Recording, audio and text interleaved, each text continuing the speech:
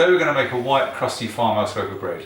For this we're going to need 500 grams of very strong white bread flour, 7 grams of yeast, 1.5 teaspoons of sea salt and 350 ml of warm water.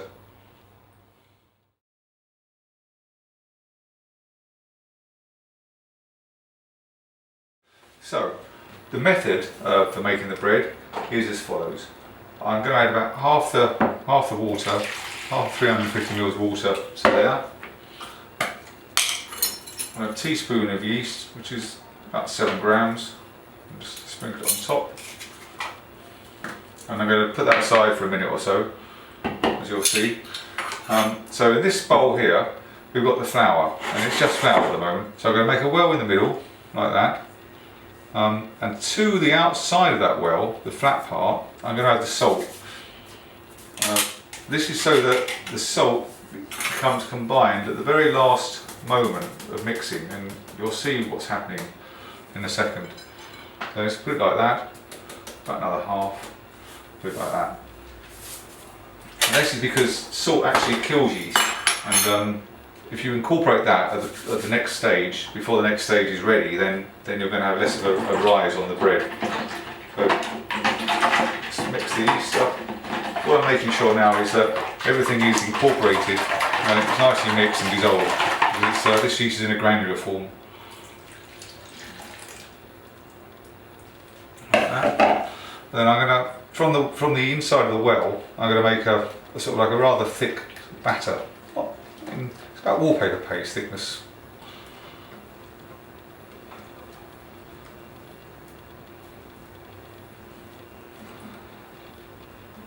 And that's about the consistency. So you can see it's quite thick, and this is going to be sort of we're going to wait for this to sponge now. So it's going to be 15 minutes like that, and what you're going to see is there's going to be lots and lots of air bubbles rising from to the surface of that.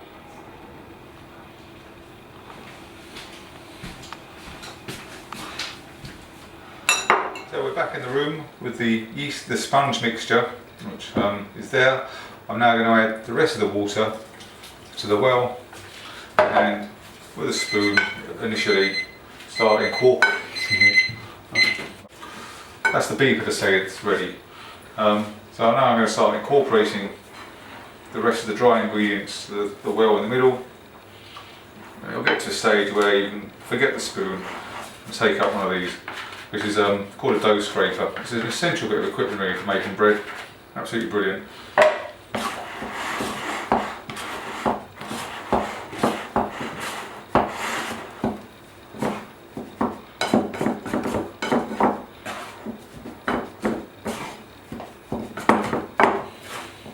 Sort of chopping the dry ingredients into the wet, and now I've finished with that. So now over to the hand.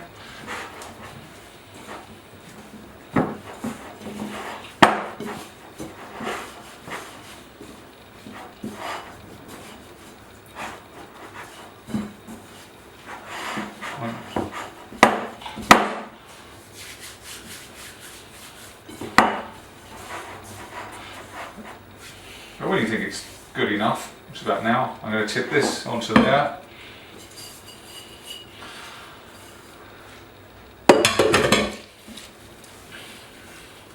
And start kneading it properly, and all the dry stuff will be incorporated. So this is the process of kneading, and the purpose is really, what you're doing is you're trapping millions and millions of air bubbles into the mixture, and the yeast is converting that into alcohol and CO2, causing the bread to rise. And what's going to happen is the bread slowly gets more and more elastic due to the gluten activation of it, and the loaf of bread the dough will become a lot smoother and more elastic. And you knead for about 10 minutes, and that's the measure of kneading. You're sort of like pushing it away from you, folding it back on itself, and so on. So here's the kneaded dough.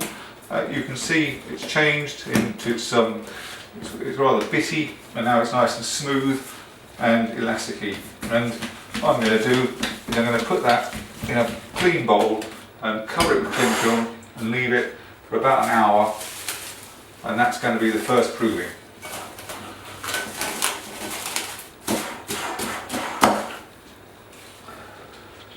Okay, here we are after the first proving. As you can see, the dough's more or less doubled in size. What I'm going to do now is called knocking it back, and this basically will remove the majority of air from the loaf. I'm going to put a bit of flour on my hands first.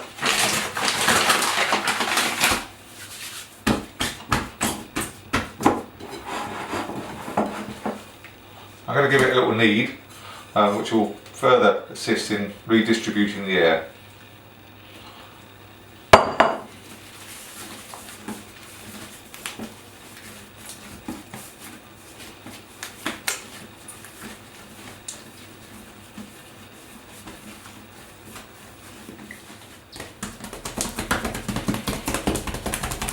What I'm doing now is I'm removing all the large air bubbles from the dough, because if you don't, it will simply repeat itself in the loaf. You've got to have big holes where the bubbles were in your bread, and you know, it's not a good look.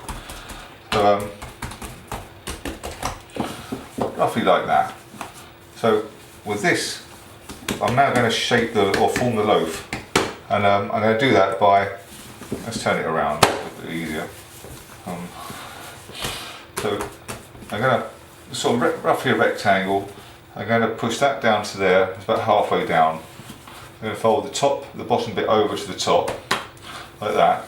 If I turn it over, make a crease down the middle, and fold it in half, which will give you something like that. And down that seam, you halve it, and then fold that bit over there and turn it over. And that's your bread formed, and that will give you a much better texture of bread on the finished loaf. I'm going to place that into a heavily buttered bread tin, and that's going to go under cling film, which I shall grease. A bit of oil on the cling film will stop it sticking to the bread when it's risen, because the bread will come above the top of the tin, and as lovely as cling film is, it will stick to it. So, a bit of clean kitchen towel.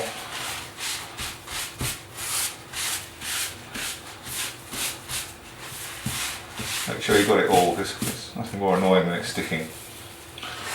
And then what this does is it gives it a nice little eco-climate to rise in. It doesn't dry out the top, and that's your lot. I'm going to leave that to be now for about 45 minutes, and it takes about an hour to actually do the complete process, but I'm going to use the last 15 minutes to turn the oven on. So we'll come back and look at it around about that time. Here we are, 45 minutes into the rising process. I'm about to turn the oven on.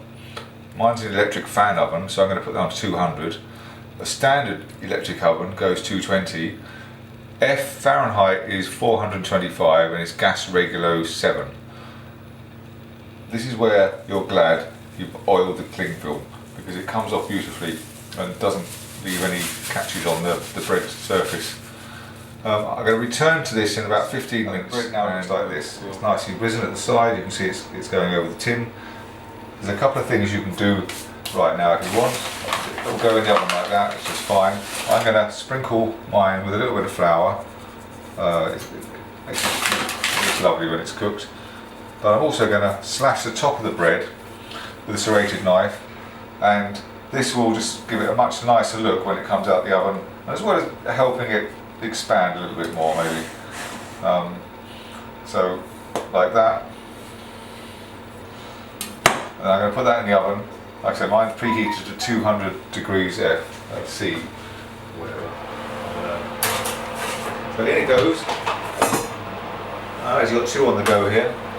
And I'm going to put about 60 ml of water in, because this will promote a much nicer crust. And I'm going to direct that away from the bread and put it on the bottom. And now I'm going to start the timer at 45 minutes. Cool. So here's the finished loaf of bread. It's just come out of the oven. It's very hot, and the most important thing is that it sounds hollow at the bottom, and that's That's the sort of sound you're looking for. If it doesn't sound like that, there's no harm in sticking it back in for another 5 minutes, and without the tin.